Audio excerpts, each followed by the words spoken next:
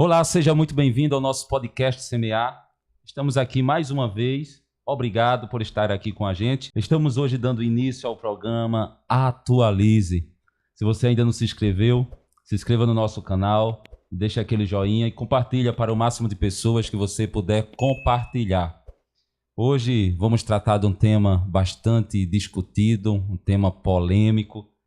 Vamos falar hoje sobre desigrejados. E já está aqui meu amigo, companheiro, presbítero Leandro. Obrigado, Tiago. É um prazer enorme estar aqui. É um prazer enorme estar iniciando também o programa Atualize, primeira temporada. Eu tenho certeza que serão episódios de bênção. Como você falou, esse assunto é bastante polêmico mesmo, complexo de se falar, mas necessário. Necessário porque os números são assustadores e a gente precisa alertar e ser voz profética também para essa geração. Mas lógico, falando tudo ungido com amor. Nosso assunto aqui é polêmico, vai ser tratado à luz da Bíblia, mas ungido com amor, entendendo os dois lados da história, para a edificação de todos aqueles que estão nos ouvindo e que irão ser alcançados por esse episódio. Que Deus abençoe, meu amigo, e é uma honra estar aqui, uma alegria muito grande. Amém. E hoje o tema que a gente vai tratar é sobre os desigrejados. Meu Deus, vai ser forte, o papo vai ser muito bom. Vamos falar aqui quem são eles, né?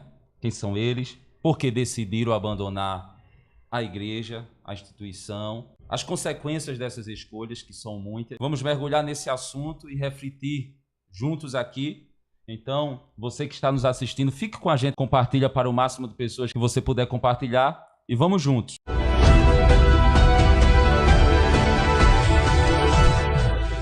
Presbítero Leandro, o que são os desigrejados? O público quer saber. Assim, a definição ela é complexa porque não existe um grupo apenas de desigrejados, mas são aqueles que rompem com a instituição, mas permanece vinculado aos dogmas de Cristo. Eles se dizem cristãos, eles permanecem acreditando em Cristo como Messias, como profeta. A maior parte do grupo é dessa forma, mas a gente vai aprender no decorrer do tempo que eles vão evoluindo para outras formas de desigrejados. Mas a grande maior parte, e a parte assim que é assustadora, romperam com a instituição por vários motivos, que lá para frente a gente vai abordar, mas permanece acreditando em Cristo. Mas o que acontece? Quando a gente parte para um censo, que é o censo do IBGE, que foi um levantamento que foi feito e foi lançado em 2010, quando a gente parte para esse censo, a gente vê que 14% dos evangélicos são denominados desigrejados. Isso dá, em média, Tiago, 4 milhões de pessoas. Muita gente. São muita gente. São 4 milhões de pessoas que não fazem parte de instituição nenhuma e que fazem parte desse grupo de desigrejados. É óbvio que esse censo foi feito em 2010, não temos ainda um censo atualizado, então esse número é bem maior. Hoje, enquanto a gente está falando sobre esse assunto agora, eu tenho certeza que esse número já duplicou, até por causa do advento das redes sociais, das igrejas online, que facilitou muito essa questão de desigrejados. Então esse número já ultrapassou 4 milhões fácil. Mas a base que a gente tem de 2010 aqui é que os evangélicos, 4 milhões deles hoje não fazem parte de instituição nenhuma. É aquela ideia, eu tenho um culto online, eu não preciso procurar uma igreja. Eu não preciso fazer parte, né? Escolhe um líder no modelo que eles acham que se encaixam melhor com a visão de mundo cristã que eles têm, aderem àquele líder como o seu líder e cultuam em casa. Eles acreditam que conseguem cultuar, ter a comunhão, os princípios básicos que a gente tem de comunidade, eles acreditam que podem ter através da igreja online. São pessoas que lêem a Bíblia, não é? Como o senhor falou. São pessoas que estudam, mas o problema deles são com a denominação, com a igreja, não é isso? Isso mesmo. Eles praticam tudo que basicamente, liturgicamente, a gente pratica, mas eles não querem estar envolvidos na instituição. É óbvio que a gente está falando aqui de um grupo. Existem outros grupos também de desigrejados. Esse grupo que pratica, que ainda está digamos assim, com a sua fé acesa, é um grupo que se afastou recentemente de uma instituição.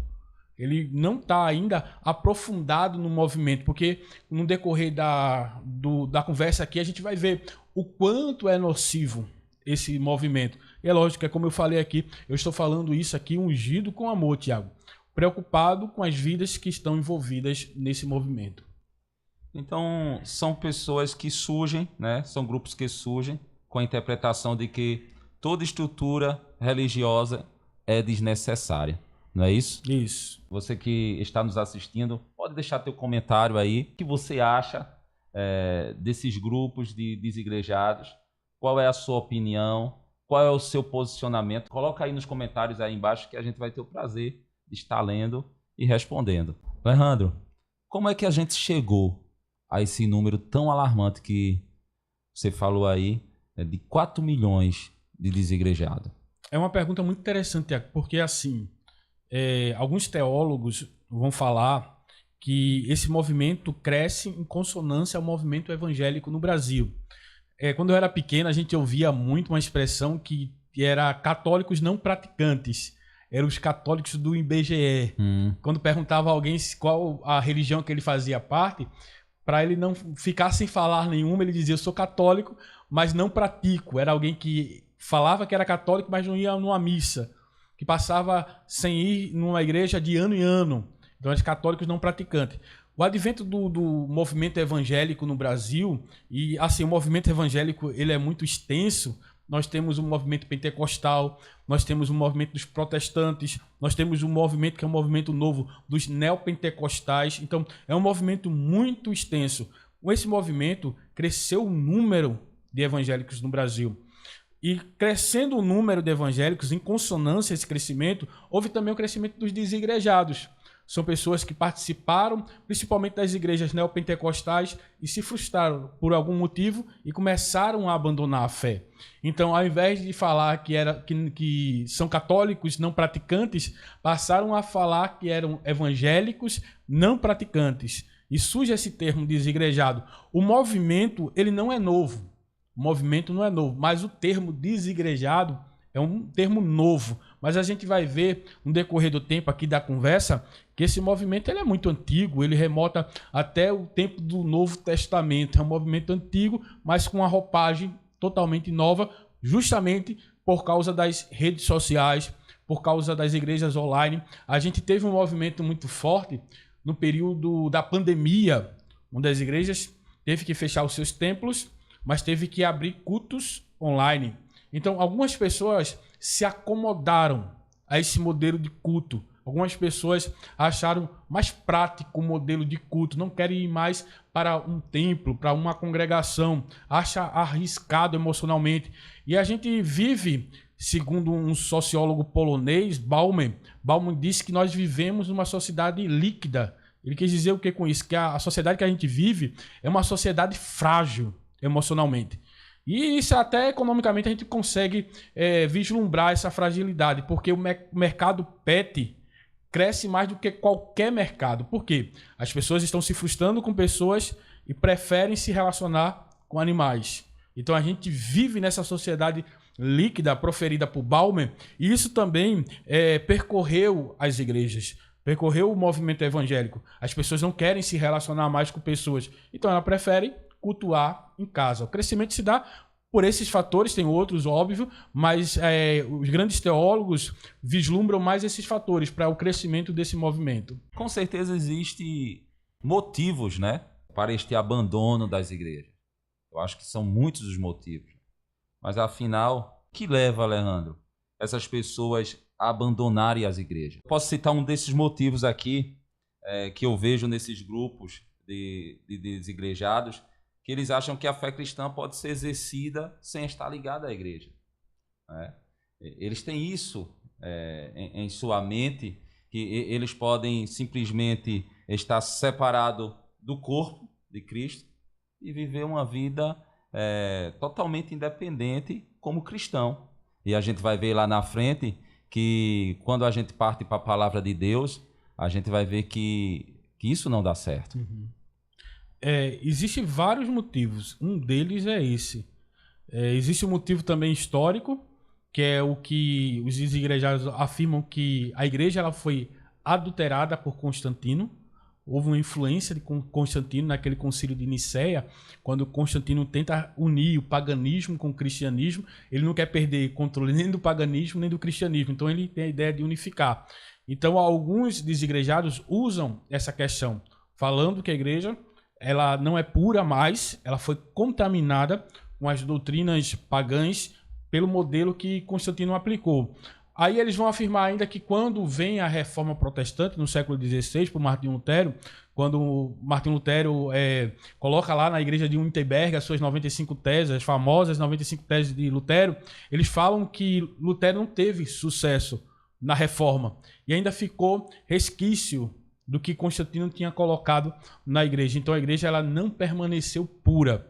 A grande questão é essa, que eles afirmam que existem dogmas dentro da igreja que torna ela impura. Aí eles vão falar sobre dogmas do dízimo, são muito contra o dízimo, são muito contra as questões morais que se pregam. Eles falam que as questões morais não são da igreja genuína, porque assim, existe um termo que um dos grandes líderes dos desigrejados, que hoje abriu um templo, por incrível que pareça, ele é desigrejado, mas abriu um templo, é até contraditório isso, mas um dos grandes líderes desse movimento, ele usa uma frase muito interessante, Tiago, que a gente precisa abordar aqui. Ele diz que a gente precisa olhar a Bíblia de acordo com a chave hermenêutica da Bíblia. E quem é a chave hermenêutica da Bíblia? Jesus. O que é que ele quer falar sobre isso? Ele quer dizer que tudo que Jesus falou, ele está corroborando a Bíblia. Se ele falou, então é verdade, é certo. A gente tem que praticar. Se ele não falou, a gente descarta.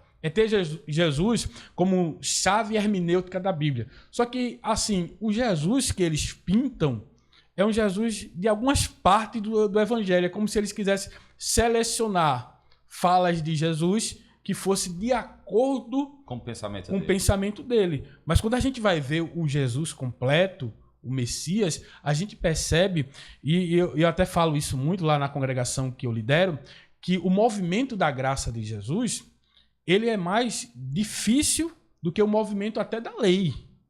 Por quê? Porque Jesus, ele fala com os seus discípulos, olha, vocês ouviram o que falaram no passado? Que se vocês forem pegos em ato de adultério, vocês têm que ser apedrejados? Eu, porém, vos digo que se você olhar, só olhar, com a vontade e a cobiça no coração, vocês já pecaram. Qual é o mais difícil? Qual é o mais difícil? A prática ou olhar e desejar. Então, a graça, ela não é uma carta aberta de libertinagem para ninguém. Pelo contrário, ela elevou o nível de santidade. Ela elevou o nível. Porque, assim, quando Jesus diz amar a Deus acima de todas as coisas e ao teu próximo como a si mesmo, ele está ali aclopando os 10 mandamentos. Porque se eu amo a Deus, eu não tenho outros deuses. Se eu amo o meu próximo, eu não me deito com a mulher do meu próximo, eu não adultero. Se eu amo o meu próximo, eu não roubo o meu próximo, eu não mato o meu próximo. Então, ele englobou dentro de 2 mandamentos, o decálogo, e assim, ele tornou bem mais elevado o nível espiritual. Mas qual é a grande questão da graça? É que a graça, ela nos potencializa a viver esse nível elevado que Jesus exigiu de nós. Quando Jesus fala para a mulher pecadora, por exemplo, vai e não peque mais, ele não está falando palavras ao vento. Jesus não fala palavra ao vento. E ele jamais iria iludir aquela mulher dentro de uma concepção que ela poderia ir e não pecar mais. Não. Jesus está falando para ela, a partir do momento que você teve um encontro com a graça, é possível viver uma vida de santidade. Pronto. Esse Jesus eles descartam. Eles só olham Jesus que perdoou a mulher adúltera, mas esquece a parte que Jesus diz para ela, vai e não peque mais para que coisas piores não sobrevenham sobre a sua vida. Então ele diz, olha, tem consequência. Eu te perdoei aqui, mas se você continuar nessa falha, neste erro, tem consequência. Muito bom, presbítero Alejandro. Agora vamos falar um pouco também daqueles que saem da igreja porque foi escanteado, porque foi abandonado, porque não foi escutado, porque tem essas pessoas também. pessoas que por algum motivo não foi bem aceito na igreja, ou por algum motivo cometeu alguma falha e depois as pessoas começaram a olhar ele com os maus olhos, não é? Então, existem essas pessoas. E hoje a gente vive, tem muitas denominações, igrejas que não tem para que a gente citar nome de nenhuma. Tem igreja que é assim. Quando você sai, quando você comete um erro e quando volta, não é visto da mesma maneira.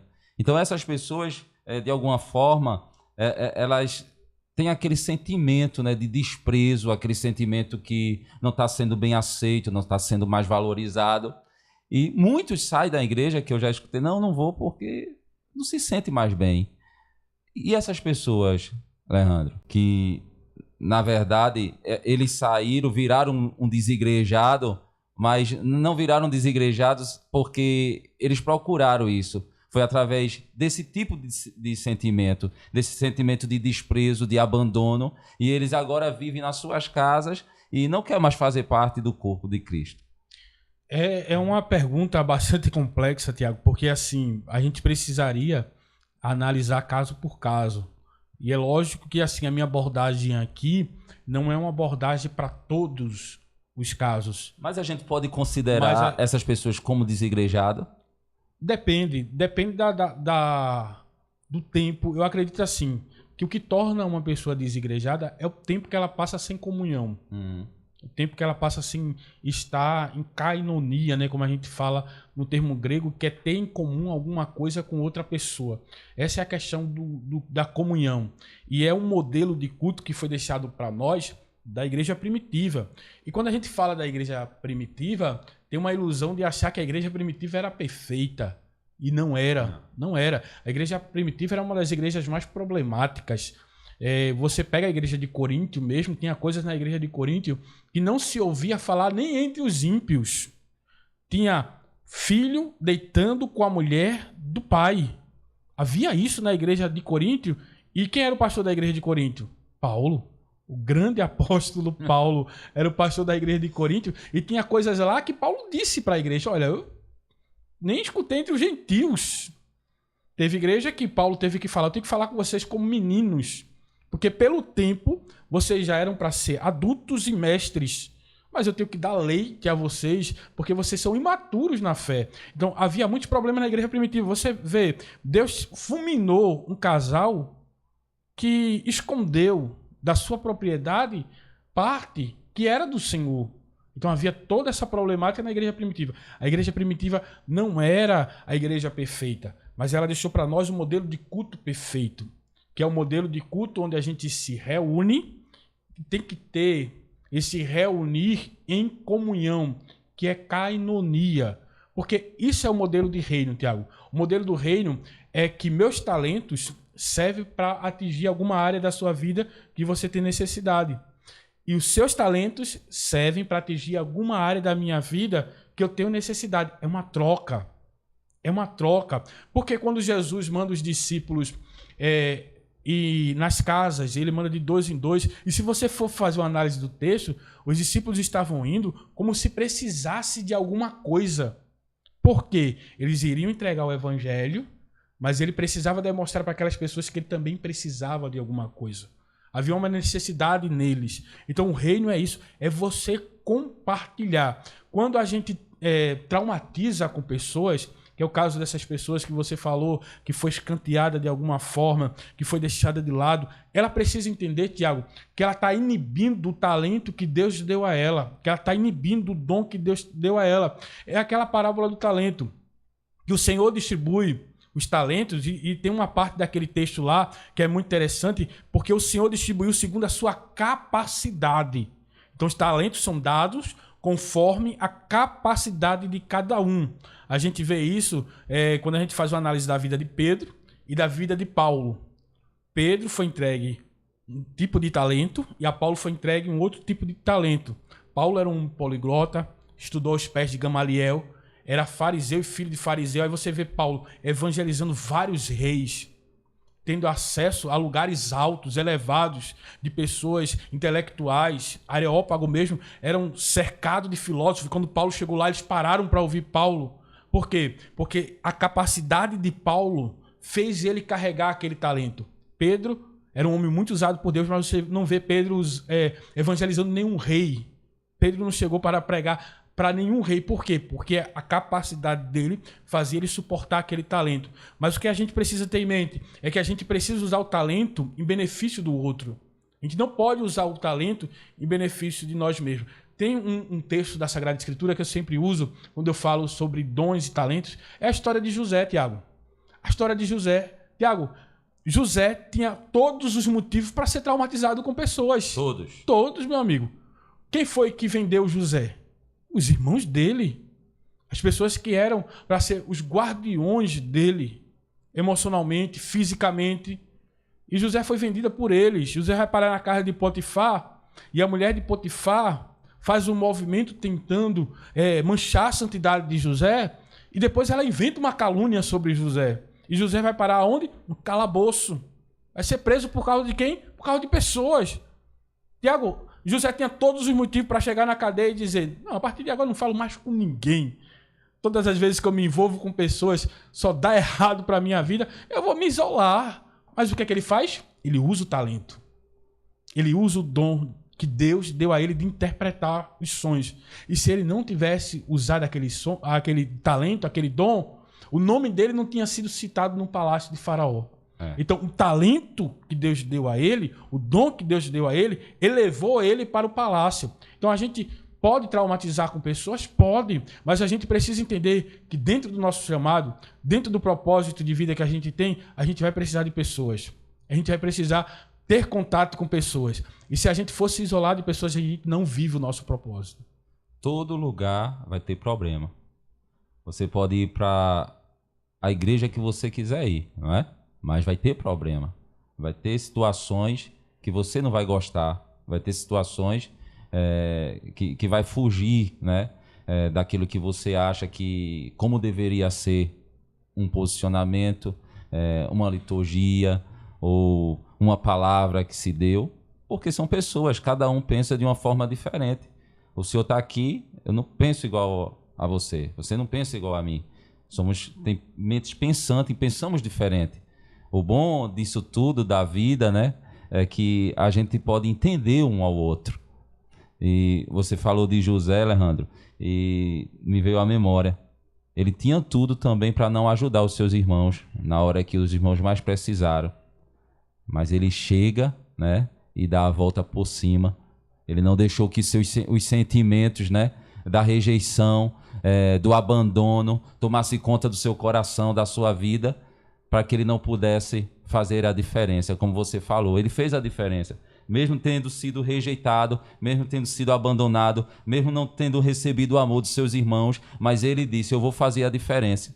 E lá na frente ganhou os irmãos. Também tem aqueles que estão insatisfeitos pelo conservadorismo da igreja e acham que a igreja precisa mudar. São vários e vários e vários. E tem até uma frase muito conhecida de um pastor, que é um pastor da igreja. Ele não é desigrejado e nem tampouco apoia o movimento desigrejado. Mas ele falou algo que apoia muito essa visão que você falou, que é a gente precisa atualizar a Bíblia. Não sei se você já ouviu falar esse termo já, né? Porque ele estava numa série de sermões onde ele estava falando sobre as cartas do apóstolo Paulo, e ele fala, em um dos sermões, ele fala que nós precisamos atualizar a Bíblia. Mas atualizar a Bíblia por quê? Para quê? Essa é a questão. E se a gente fizer essa atualização, quem é que vai dar o veredito do que é princípio e do que não é? Porque assim, a gente aprende até dentro da matéria de bibliologia que a construção de um princípio é quando a Bíblia fala de mais textos, quando a Bíblia fala de algo várias vezes dentro dela.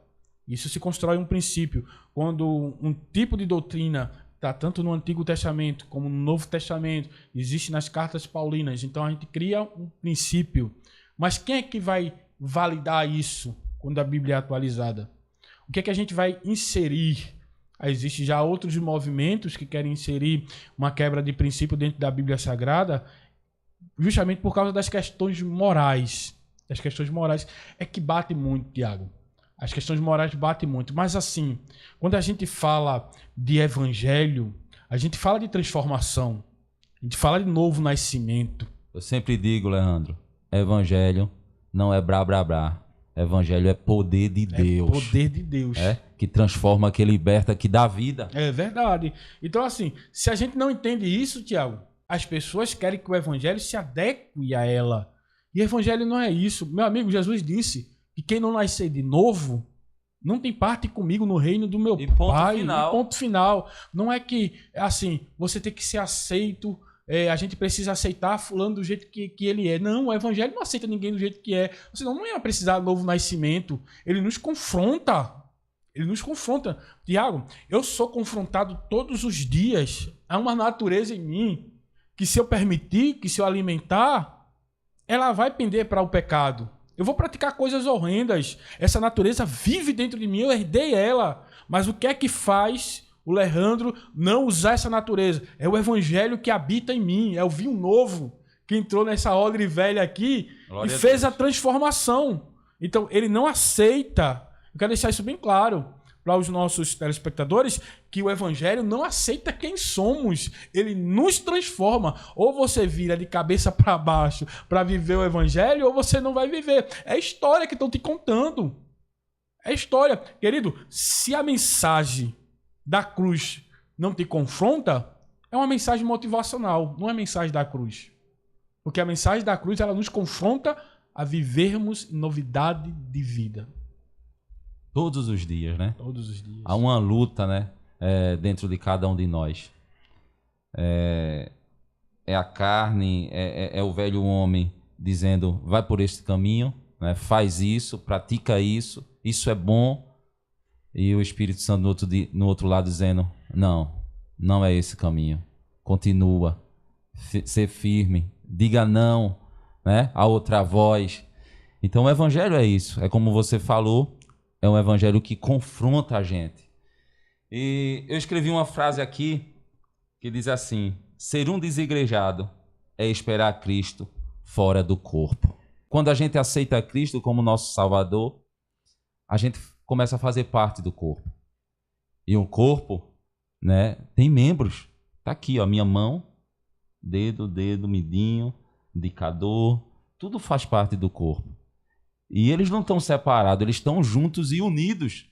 Então, como é que uma pessoa pode, né, estar servindo ao cabeça do corpo fora do corpo? Não tem sentido. Então, é uma polêmica muito grande isso aqui, mas a gente não pode fugir da verdade. Quando a gente aceita Cristo, a gente tem que fazer parte do corpo. E o corpo se ajuda. Se um dedo for machucado, todo o corpo vai sentir. É apenas um dedo, Leandro. É apenas um dedo. Mas vai fazer mal a todo o corpo, vai fazer mal à mente. Eu não vou conseguir dormir direito. Não vou, porque enquanto eu não sarar aquele dedinho ali que está machucado, ele vai fazer falta. Ele vai prejudicar toda a minha rotina. Então, quando aceitamos a Cristo, somos comandados pelo cabeça, que é Cristo, e nós fazemos parte do corpo. Então, não tem sentido eu aceitar a Cristo e ficar isolado. Entendeu? Tem que ter a comunhão, tem que se juntar, né? Tem que dar as mãos, tem que se abraçar. Isso é gostoso, isso é bom demais. É verdade, é verdade. Essa analogia aí que você trouxe dentro da linguagem de Paulo, né, que a igreja é corpo de Cristo, é uma analogia muito poderosa e que confronta essa ideia dos desigrejados. Por isso que a gente fala, Tiago, que assim, a gente combate essa visão, mas a gente combate essa visão de acordo com o que está escrito, de acordo com o que a gente analisou nas Sagradas Escrituras. Porque é óbvio que quando assim os desigrejados vêm argumentar sobre a Bíblia, eles falam, e com um pouco de verdade também nisso, a gente precisa ser sincero, porque existem muitas pessoas que quando vai fazer análise do texto, coloca a sua visão no texto. Eles não fazem uma boa exegese do texto. Eles querem colocar a sua visão dentro do texto, para colocar pesos nos ombros das pessoas que estão lhe ouvindo, quando na verdade o texto não quis nem falar aquilo, mas assim, com relação à questão da comunhão, de estar junto, de participar em comunidade. Isso é descrito em toda a Sagrada Escritura. Eu estava falando, até a gente estava falando em off aqui, e eu estava lembrando, hoje foi o culto da palavra lá na congregação de Eu Lidero, eu estava falando da organização de culto que vem desde Gênesis. Gênesis capítulo 4, Caim e Abel vai se reunir para um culto, e eles têm hora marcada, eles têm local marcado para cultuar. Então você vê lá no princípio o modelo de culto que permeia toda a Sagrada Escritura. Vai ter o culto levítico, vai ter o culto dos patriarcas, vai ter o culto no templo, que é aquele culto que Jesus acompanha, tem as explicações da Sagrada Escritura na sinagoga e tem um movimento da igreja primitiva que cresce como um corpo. Você falou muito bem aqui, o membro fora do corpo, ele apodrece, Tiago. Não tem como. É impossível, porque você tem que estar linkado ao corpo. Aí você pode falar, então, o corpo é uma instituição, Alejandro? Não, eu não estou falando isso. A gente precisa entender, porque assim, quando a gente fala do termo igreja, a gente usa o termo eclesia no grego, quer dizer chamados para fora. Para fora do quê? Do mundo, do sistema pecaminoso. Então, aquela denominação, ela se torna uma igreja quando ela prega contra o mundo. Essa é a questão. Então eu preciso estar numa denominação que o foco dela é ser inimiga do sistema pecaminoso. Porque assim, se eu estou dentro de uma denominação em que ela comunga com o sistema pecaminoso, eu estou no mundo, Tiago. Eu estou no mundo. O apóstolo Tiago falou que o amor do Pai não está naqueles que amam o mundo. Então quem ama o mundo não ama o Pai. Então a igreja verdadeira é aquela que foi chamada para fora. É uma igreja que protesta as coisas do mundo. É uma igreja que não se contamina com as coisas do mundo. É uma igreja no modelo de Daniel em Babilônia. Está em Babilônia, mas não pertence à Babilônia. Tem uma identidade. O próprio Jesus disse, eu não quero que o Senhor os tire do mundo. Não quer, a gente não vai sair do mundo. A gente não é um tipo de seita bitolada, Tiago, que tem que se afastar de todos. Que tem que estar isolado em um lugar para se manter santo. Não. Cristo não ensinou isso. Quando Cristo diz, ide e pregai, esse ide é tão forte, porque assim, o ide dá a impressão que é enquanto eu estou em atividade no meu dia a dia, enquanto eu estou na minha rotina do dia a dia, enquanto você está exercendo a sua profissão de empresário, enquanto eu estou exercendo a minha função, eu estou anunciando o evangelho. É isso que o ide pregar nos ensina, que enquanto eu estou na minha rotina dentro do mundo, eu estou anunciando Cristo, eu estou sendo Cristo para aquelas pessoas. Então, o termo eclesia traz essa figura. Então, quando a gente fala, olha, você é desigrejado porque você não está numa instituição, mas numa instituição bíblica, uma instituição que tem como base o Evangelho de Cristo, que prega contra o mundo. Não é toda instituição que vive o modelo de igreja que Cristo inaugurou. Porque a igreja não foram os homens que inauguraram. No diálogo de Jesus ali com os discípulos, você lembra muito bem, o Evangelho segundo escreveu Mateus, capítulo 16, o versículo 18. Jesus faz um censo com os discípulos, né? Ele faz, eu costumo dizer que ali foi o primeiro IBGE dos evangélicos, porque Jesus reúne os discípulos, pergunta aí, o que é que estão pensando de mim aí? Pergunta aí, o que é que eles estão pensando? Os discípulos vêm. Olha, alguns estão dizendo que tu é Jeremias, João Batista, o Elias. Aí, e vós, o que é que pensa de mim? Aí Pedro tem aquela revelação espiritual, Pedro olha para Jesus, tu és o Filho do Deus vivo. Aí Jesus disse, também te digo que tu és Pedro, fragmento de pedra, pedra pequena. Glória a Deus. Mas sobre a afirmação que tu fizesse, que eu sou Cristo, reconhecimento. Sobre essa afirmação, eu vou edificar a minha igreja e as portas do inferno não prevalecerão contra ela. O que é que Jesus está dizendo? Olha, eu vou edificar a minha igreja sobre mim mesmo. A base da minha igreja sou eu. O modelo da minha igreja sou eu. Então a gente precisa procurar uma igreja como essa, que tem Cristo como seu modelo. A igreja, querido, que tem a instituição como seu modelo, mais forte do que Cristo, essa igreja está desmoronando. Porque o foco sempre é Jesus. No ministério de Jesus, a gente vê essa aproximação de Jesus com pessoas. Então essa ideia de se isolar, a gente não vê com Jesus. Jesus sempre queria estar junto com pessoas. Quando Jesus tinha oportunidade, juntava pessoas e falava da palavra, pregava, e ali tinha um culto, não é? Então, essa coisa de se isolar, eu costumo dizer que a primeira coisa que você vê num cristão que ele está esfriando é quando ele começa a parar de congregar. Às vezes o inimigo já coloca na mente e diz assim, não, para que tu vai? Vai fazer o que lá hoje? Vai escutar de novo a pregação do pastor? De novo? Já escutou a semana passada?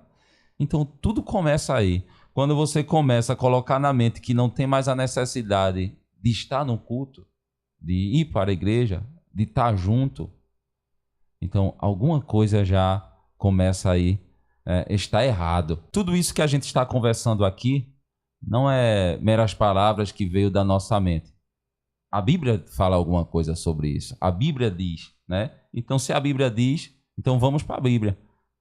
Está lá em Hebreus capítulo 10, versículo 25. O senhor pode pontuar alguma coisa aí desse texto, né? Maravilhoso, esclarecedor. Tá aí. O livro aos Hebreus, ele trata de um assunto que aconteceu naquele tempo. Para você ter uma ideia, a gente falou aqui que assim, o termo desigrejado é um termo novo, mas o movimento não é novo. Então, o escritor aos Hebreus, a gente não sabe de fato quem foi, mas o escritor aos Hebreus, ele fala de um momento em que o povo cristão estava saindo da congregação, estava deixando a congregação. E deixando por quê? Capítulo 11, capítulo 12 e capítulo 13 da Epístola aos Hebreus vai falar o porquê. Estava deixando, não era por qualquer motivo, era por perseguição. Os judeus estavam perseguindo os cristãos para que eles voltassem às práticas judaicas. Então, esse autor, quando vai escrever a epístola, ele vai escrever para fortificar esses irmãos a permanecerem na fé. É tanto que ele vai dar o exemplo dos heróis da fé no capítulo 11, que vai servir como exemplo para aqueles irmãos. Ele vai dizer no capítulo 12 que havia uma grande nuvem de testemunhas, e aquela grande nuvem de testemunha não é os ímpios que estão nos acompanhando como alguns ensinam, não. A grande nuvem de testemunha é os testemunhos que havia do capítulo 11, é os exemplos de fé do capítulo 11, as pessoas que nos inspiravam a permanecer em Cristo. E no verso 2 tem um texto muito poderoso que ele diz assim, olhando para Jesus, autor e consumador da sua fé. Mas por que eu estou relembrando capítulo 11, capítulo 12, capítulo 13? Que é os capítulos de exortação aos irmãos a não deixar a congregação, que é justamente o texto que você citou aí, Hebreus capítulo 10, versículo 25, o texto diz assim, não abandonemos, como alguns estão fazendo, o costume de assistir, essa aqui é atualizada, assistir às nossas reuniões. O povo estava abandonando a fé por causa de perseguição. Por causa de perseguição. Estavam deixando de cultuar. Eu estou falando de perseguição, Tiago. Tem gente que deixa de cultuar por qualquer outro motivo. E eu estou falando de perseguição. E o autor não é qualquer perseguição. E o autor está exortando, olha, não deixe. Por quê? Porque é o que você falou. O membro fora do corpo, ele vai adoecer e vai morrer. Existe um termo que o apóstolo Pedro ele cita, que eu gosto muito de transparecer esse termo, que ele disse que o inimigo está bramando como leão procurando a quem possa tragar. O inimigo está bramando como leão procurando a quem possa tragar. Mas que tipo de leão é ele? Dentro dessa analogia que Pedro está falando. Não é um leão novo. O leão novo não caça bramindo. O leão novo ele é sorrateiro, ele é silencioso. O leão que Pedro está falando ali é o leão velho, que já não tem mais força para caçar, e ele vai bramir para assustar as presas. Para quê? Para desvincular a presa do rebanho. Meu Deus. Para deixar a presa solitária. E dessa forma, atacar a presa solitária.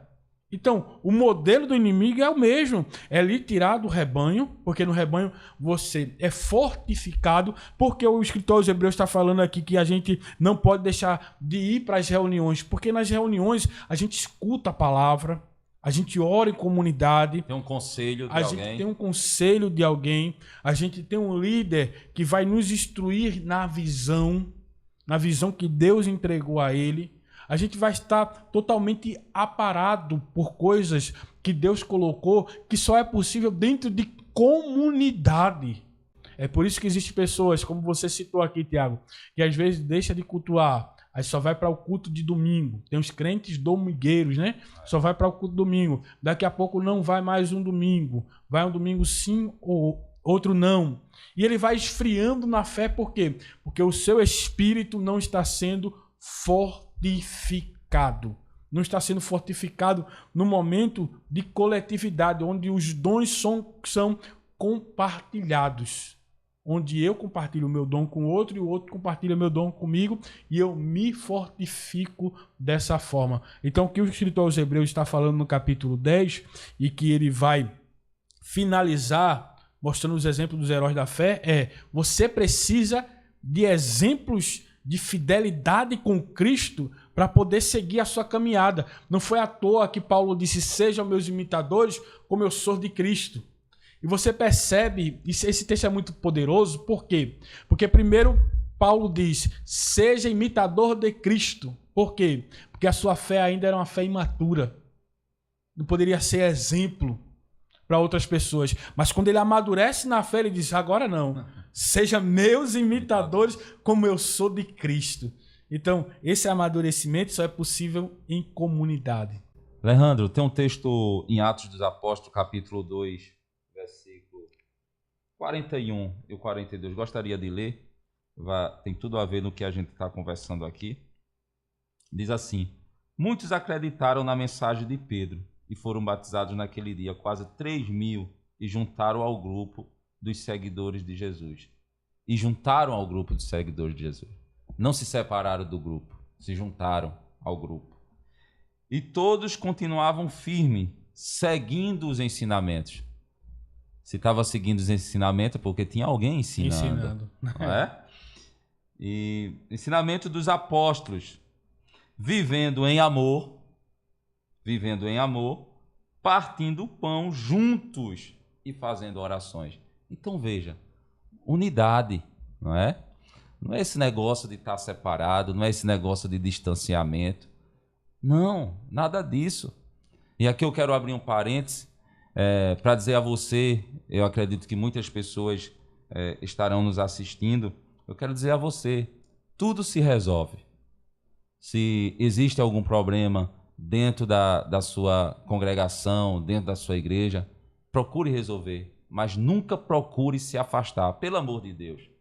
Porque lá na frente você vai sofrer consequências, não é? Então, sempre a gente vê na palavra de Deus unidade. Juntos, esse calor entre irmãos, isso é muito bom. Glória seja dada ao nome de Jesus. O reino de Deus é feito dessa forma, né? De unidade. Deus, ele não quebra esse princípio de comunhão. Ele não quebra. É tanto que ele honra o princípio de comunhão. Quando você vai ver, e a gente estava até falando sobre isso, as 7 cartas que foram enviadas às igrejas da Ásia, e é interessante que elas são enviadas ao anjo da igreja, ao líder da igreja, a quem estava na frente da congregação.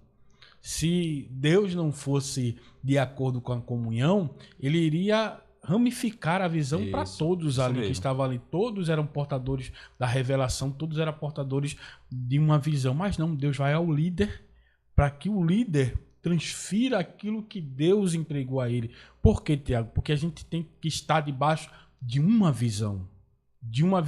Reino dividido não prospera. E o que é reino dividido? É um reino que tem 2 divisões. Divisão é 2 visões ou mais. Então, um reino que tem 2 visões não prospera. Deus vai ao líder, entrega a ele a visão que ele tem sobre aquela igreja e ele repassa.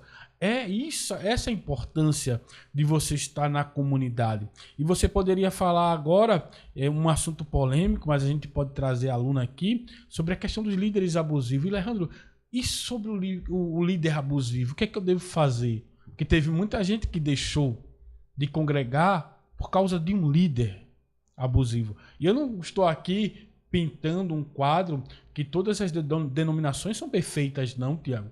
A gente reconhece os nossos erros, as nossas falhas como denominações. E eu sei que existem muitos líderes abusivos. Querido, se a tua congregação, você vê lá que o líder é narcisista, abusivo, sabe o que você deve fazer? Procure outra congregação. Vá para outra denominação. Mas não perca a sua comunhão por causa de uma pessoa. Nunca fique retido, né? Nunca saia do corpo, né? E foi bom você pontuar sobre as cartas às igrejas, porque tem muita gente que pode pensar assim, mas o pastor está fazendo errado. Mas não compete a nós resolver esse problema, porque a gente vê nas cartas, Deus falou com quem? Com um anjo da igreja.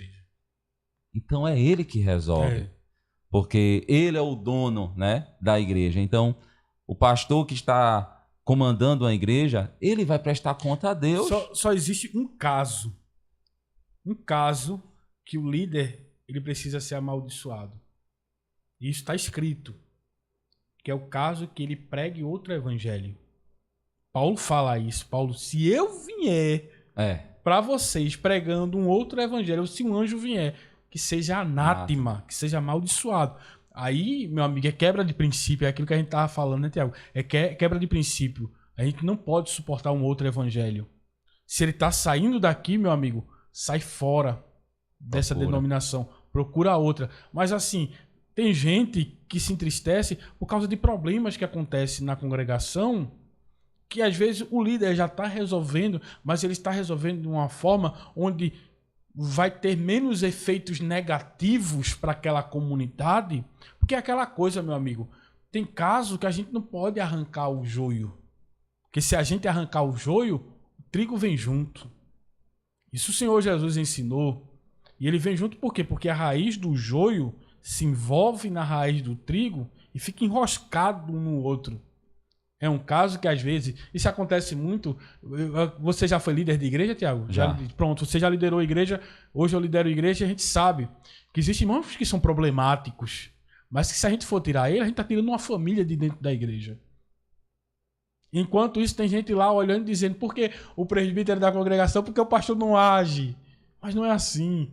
A gente tem que procurar as formas... Porque o líder, ele tá numa visão macro, né? Macro da coisa, enquanto o liderado tá numa visão tá vendo micro, aquilo só ali, aquele problema. A gente já tá vendo os problemas que podem surgir se a gente resolver aquele problema. Isso. Porque tem até isso. Às vezes a gente resolve um problema e por ter resolvido aquele problema, a gente causa outros problemas. Então, com relação a essas questões, querido, se você abandona a igreja por causa dessa questão, é porque você nunca foi do corpo. Porque quem é do corpo olha para Jesus, que é autor e consumador da sua fé. E eu repito e deixo isso bem claro. Se o teu líder prega um evangelho que não foi anunciado por Cristo, sai fora. Mas por causa de problemas pontuais, até problemas de moralidades, como tinha na igreja de Coríntio. Na igreja de Tessalônica, Paulo diz, olha, vocês estão aí esfriando demais, querido. Vocês estão reprimindo o Espírito Santo. Na igreja de Coríntio, Paulo teve que dizer, olha, tem que profetizar um ou dois, vai com calma. Enquanto uma igreja era do movimento mesmo, a outra estava esfriando. Então tinha problema em tudo que era igreja, meu amigo, primitivo. Não vai ter agora, na atualidade.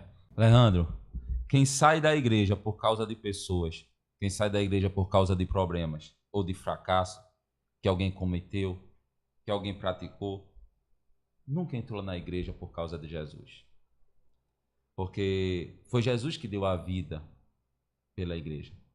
Então, quando a gente entra na igreja, aceita Cristo com essa mentalidade, eu sou cristão, assim o pessoal diz, né, cristão desde que nasceu, né? E eu já nasci no berço evangélico. Berço de rei. Mas eu vou dizer a você, com toda a convicção, eu já vi muita coisa, Leandro.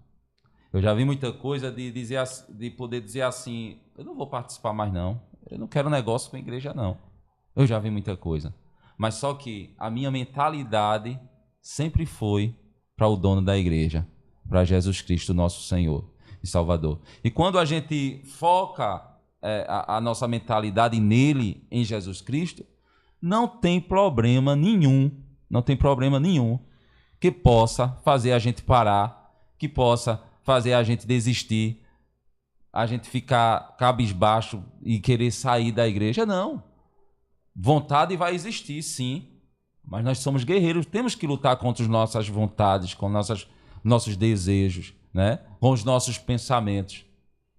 Então, quem olha para Cristo como autor e consumador da fé, ele sabe o seu lugar e nunca, de maneira nenhuma, por causa de coisinhas, de conversas, de situações, nunca vão deixar o corpo de maneira nenhuma. É essa questão que a gente precisa entender, Tiago.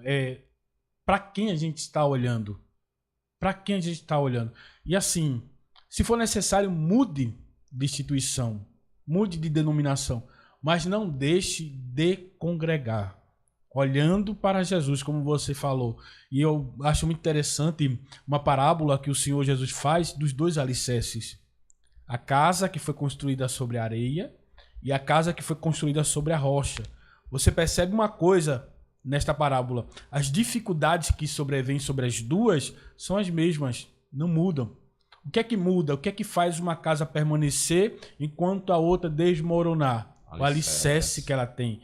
E assim, quando a gente parte para a visão oriental e a gente entende do que é uma casa edificada sobre a rocha, a gente percebe, na visão ocidental, a gente acha que é uma casa e uma rocha lá e a casa em cima, né? Mas na visão oriental, é uma construção que foi feita cavando até encontrar uma rocha e depois que encontrou a rocha, construiu a casa de forma que a rocha, a estrutura, ela fica escondida na areia. Ninguém vê a estrutura daquela casa, mas ela é revelada no momento da dificuldade. É igual as pessoas que estão na igreja, mas estão na igreja por Cristo, olhando para Jesus. Quando vem a dificuldade, quando vem a luta, o seu alicerce é revelado. Mas as pessoas que estão na igreja, às vezes, por causa até mesmo da instituição, ou por causa do líder, na primeira dificuldade, o primeiro motivo que o líder der a ela para se entristecer, ela vai embora, porque ela nunca esteve por causa de Cristo. Então, Tiago, eu quero trazer uma mensagem aqui para aqueles que estão nos assistindo, nos ouvindo. Não deixe de congregar. Não deixe de estar no corpo. A gente tem os dedos da mão aqui que são diferentes uns dos outros. E é provado cientificamente que a gente só consegue fechar as mãos porque os dedos são diferentes. Então, esse movimento só é possível por causa das diferenças. Então, existem coisas que só é possível por causa da junção do que é diferente. E essa junção do que é diferente nos completa. Quando eu perco isso, eu estou perdendo a comunhão do reino.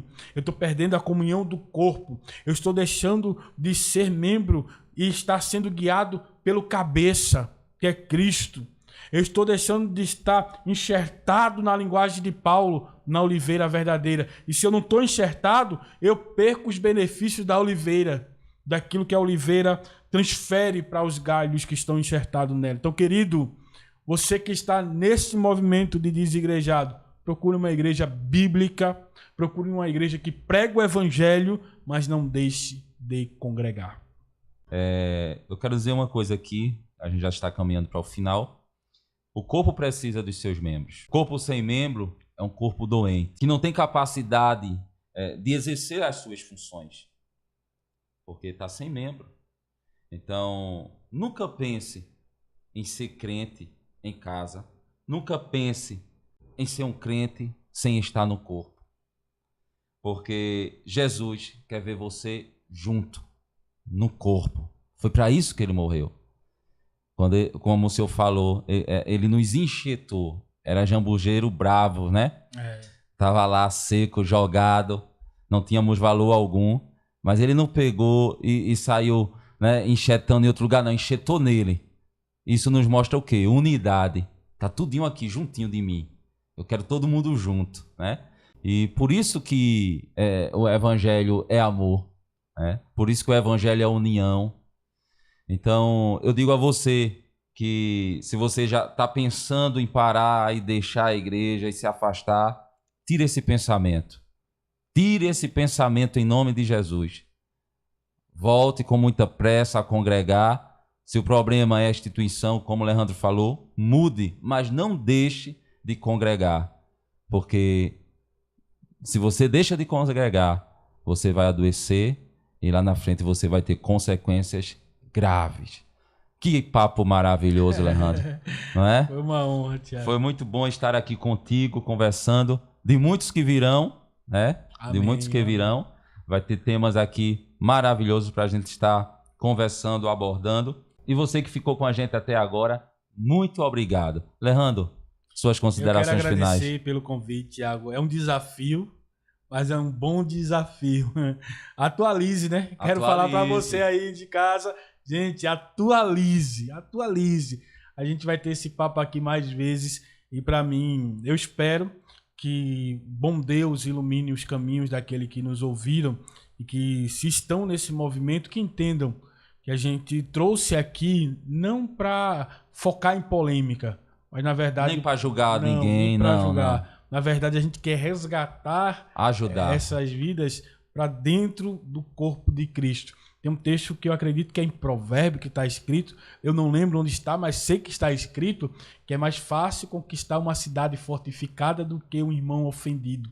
E é uma realidade, os desigrejados, tem muita gente que foi ofendida por causa de uma instituição. Mas, gente, em nome de Jesus, procure uma bíblica, que eu tenho certeza, Deus vai curar essas feridas e você vai frutificar e vai transbordar em nome de Jesus. Tiago, gratidão, meu amigo. Muito obrigado.